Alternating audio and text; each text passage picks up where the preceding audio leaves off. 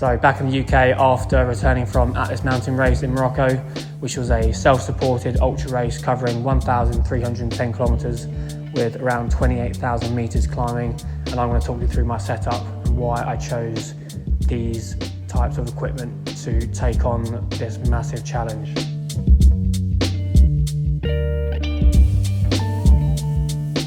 I started with a hardtail 51 regulator. Then I have Drivetrain. I've got the SRAM XX1 group set, and that's with a 34 tooth on the front, just to be able to handle the insanely steep climbs and often loose rocks.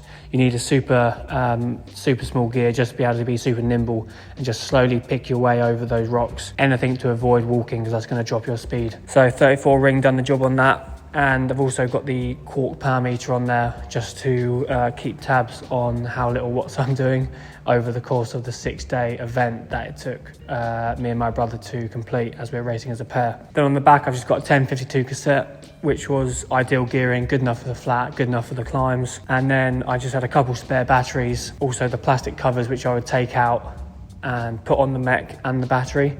Just when I was at sleeping at altitude, it got down to around about -10 just to avoid any issues with the batteries with the cold. And then I have Time XC10 pedals, which were perfect for the course. So incredibly dry sections of the course in the desert and in the mountains, super dusty. But yeah, the pedals handled it perfectly. And it was always easy to clip in and clip out, no seizures. And yeah, they done the job they needed to do. Then up top, I'm running the Truvative Atmos carbon handlebar zero riser. With the brakes, I've got the Ultimate Level brakes. This is the new brake body with the carbon blade. This setup is with the cable for the brake that runs close to the bar, which makes it possible to run a bar bag if you wanted to, which is probably quite common in events like this because you're going to need to take a sleeping bag. Then mounted on there, I have the SRAM gear shifters, which are super easy to adjust with a T25, just so you can get the perfect position to change gear with your thumbs. Everything's super easy to adjust. You can move it around the bar, and you can also move the body of the buttons themselves. So it's really customizable to each rider's preference. Then on the opposite side, I have the RockShox grip shift for my SID Ultimate forks with some super sweet custom SID decals on there in orange. So you've got 3 settings for the RockShox. You've got the lockout at the bottom setting. Then if you're going over kind of rolling terrain where it's not super rocky, you can put it on pedal when you want to still get the power down. And then you've got open for when you're sending it down some of those gnarly descents. And yeah, you're hitting a few things if you can't descend like me. So yeah, they were perfect. And that's with a 110 travel fork, which was definitely handy for the riverbed sections when there is no track and you're literally just riding over rocks. So now on the wheels, I've got the 3.0 Moto single skin carbon, which makes the feel of the bike just super pliable, and it enables the tyre to move a bit more and handle the diversity of the trail that you're riding. Again, they're pretty bomb proof, you know. Like I said, I'm not the best descender, but they soaked everything up and they're still running straight as an arrow. And also they're coming in super light. Everything I'm running really is pretty much top spec and really bringing the weight of the bike down. Considering obviously you're running bar bags, you want to try and keep the bike as light as possible, especially when you're going to need to pick it up for some of the hiker bike sections. Now on the stem, I'm running a 110 Zip SL Speed carbon stem, looking pretty slammed, making this position look super sweet. So you can definitely tell I'm a roadie. That's the setup there. And then on the seat post, we just took off the dropper, which I originally had, and we just put a standard Zip SL seat post in there, in line, just because running the bike with a seat pack just makes it a bit more simple. And again, it's a bit lighter than the dropper post. I wasn't really needing to use it too much. Yeah, super happy with this setup.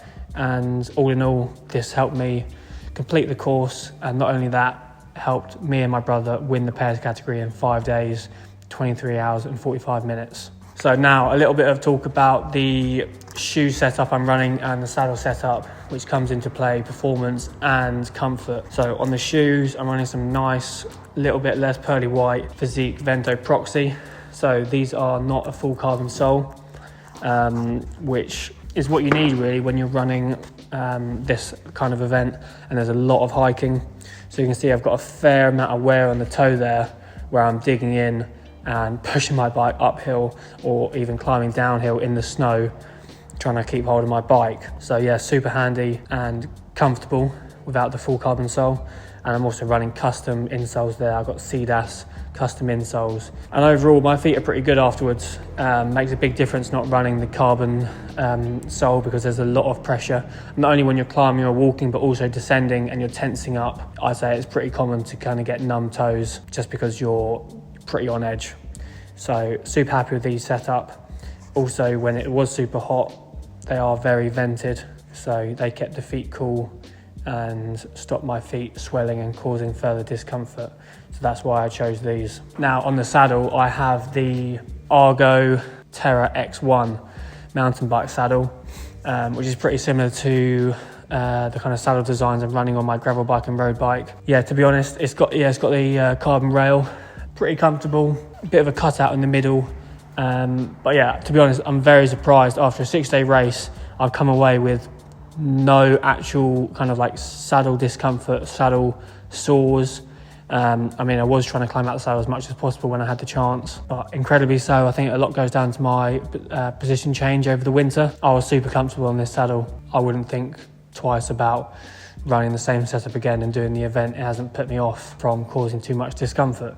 So super happy with the Physique saddle and the Physique shoes. Might have to get in a new order for the shoes because they did take a beating and they are last year's, but they certainly done the job and they tackled the course very well. Okay, so into a bit more of the kind of like bonus equipment setup I'm running. Things that help me guide, see the way, and carry all my stuff. So I was running the Wahoo Element Roam. I think this is a slightly newer version. So basically I use this all the time, apart from one night I was running low on my power banks and I switched to my Element Bolt to guide me to the next resupply point where I could put some charge in it. But yeah, no complaints. Wahoo done perfectly. Handled the course, which was broken down into 6 200-kilometre sections and one 100-kilometre section, so it didn't override it, and I meant I could run the queues, which was super handy when you're riding at night, so you know how far into the next turning and you don't go off a cliff. So super happy with running the Wahoo, and this was on an out front mount. I just haven't put it on at the moment. And then the charging point, if I needed to, would have been on the stem, so I could keep that there and easy charging from my Restrap race top tube bag. So onto the bags, I've got the Restrap race top tube bag. I've got a custom frame bag, which was absolutely perfect. I've got double zip on this side, and on the other side I've got single zip. So yeah, really great job from Danny for making this bag. Stuff I would have in here would be things like clothing, things you need to get hold of quickly. Straight away I've got some, everyone keeps asking what I was running on my face. I've got pink zinc SP 50 plus sun cream. I've got some cables in here. I've got a water filter. I've got my silk liner when I'm camping out, and I've got some chamois butter. So basically running in here, things I can get out on the way. Yeah, clothing, food, and yeah, plenty of storage in here, and it served a really good purpose. In the top tube, I would have things maybe like when I'm actively charging. So I've got like an Anchor power bank. I've got my spare helmet light from Exposure. This is the Exposure joystick MK16. So I can literally just whip that out of the bag and put it on. Then I'm also running things in here like the Dyna plug, just so you can quickly get it out and plug the tyre without losing too much sealant. So yeah, things that you just want to have to hand quick. And I would also have food in here as well. And the backup Wahoo, that bag was perfect. And yeah, with the mountain bikes kind of pedal setup, no issues with it, with either bag touching my knees, and that was really ideal. In the bottom compartment, I would have things that I didn't really want to have access to too much. So I've got the emergency inner tube medical kit. Didn't want to have to use that. I've got my SRAM batteries and charger spare, which I wouldn't generally use during the day, only if we're stopping. I have a few tools in there as well. Nice little box there for the tools. Then down to the down tube bag, I had in here me and Liam's emergency bivvies. which we'd only really take out obviously when we're sleeping. So this one I would only have to touch if we're sleeping. So you didn't have to try and get out anything out during the day. Now on the seat pack, I was running the 8 litre, I think it is, seat back from Restrap, which was pretty packed out at the start because I had some extra nutrition in there. But the main things I was running in there, I was actually running Liam's sleeping bag, because Liam's sleeping bag was a lot bigger than mine. So he was carrying mine in his rucksack, and I was carrying his and my puffer jacket, thermal leggings and stuff like that in the seat pack. Yeah, which held position perfectly. So that was my Restrap bag setup. Yeah, all the zips super powerful, even when I was cramming in pizzas to go. I probably had about 2 margaritas in here at one point, but the zip held strong and stayed in place. So big thanks to Restrap and Danny for sorting out the custom frame bag, and I'm glad they got the job done for me. Now on the lights, I was running the React Boost R exposure on the back. Like I said, I'm running the joystick on the helmet, which I'd use for certainly technical descents, especially when I'm feeling super tired. I would run the helmet light as well, because I'm not completely all there as much as I would be during the day. And both of these lights would definitely see me a whole night, so I was never without light. Then on the front, which I would have under the stem, I'd have the Exposure Zenith MK2, and all these lights are all on the 3 setting, which give you 3 hours in high, 10 in medium and 18 in low. Generally I'd always run these on low. It was only the exception when I was super fatigued and I wanted to run both lights and definitely see the trail, and we'd been warned maybe about certain sections where it's single track with some sheer drop. Then I would probably pump it up to medium, which is more than enough, especially when Liam's also running his exposure lights. So tyre setup for the Atlas Mountain race, we're running Schwalbe, and Glenn here, the pro mechanic, is going to tell you what tyres we chose and why, in terms of sizing, grip on the tyre and pressures we're aiming for the race. So Schwalbe have got loads of different tyres in the range, but with mountain bike there's a lot more to it than that. So you start off by picking the tread that you want. We went for a really super aggressive knobby neck, which is one of the kind of more aggressive cross-country treads. It's not quite an enduro tread, but it's getting on for that. And Atlas Mountain Race is particularly hard on tyres, just in general because of the rocks and the terrain, but also because of the massive thorns that they get in the region. So we went for a particularly strong, big tyre. So it's a 2.4 on the front.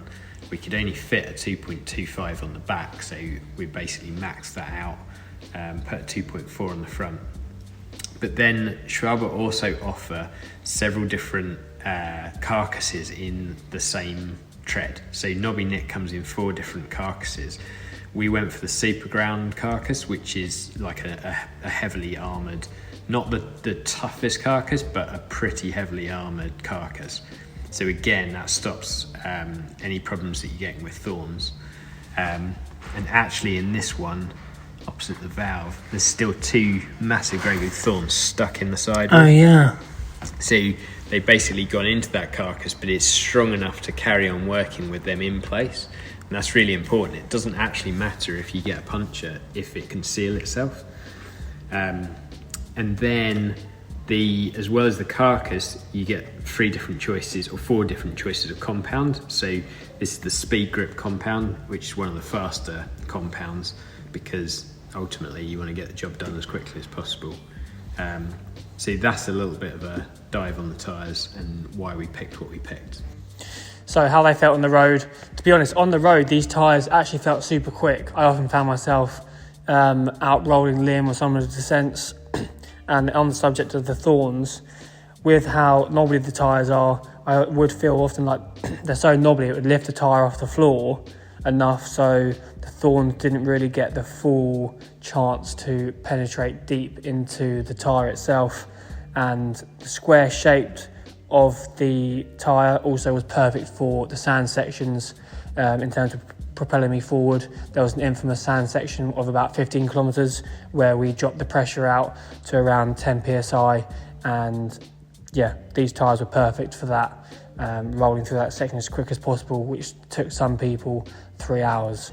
So that was perfect. And then the only other thing was on the back, I was descending too fast at one point and I did cut the higher side of my sidewall which took a double plug, but that proceeded to hold for 1,000 kilometers and wasn't leaking air or anything. So all in all, super happy with the tyre choice, the sizing and tread pattern and the strength of the carcass.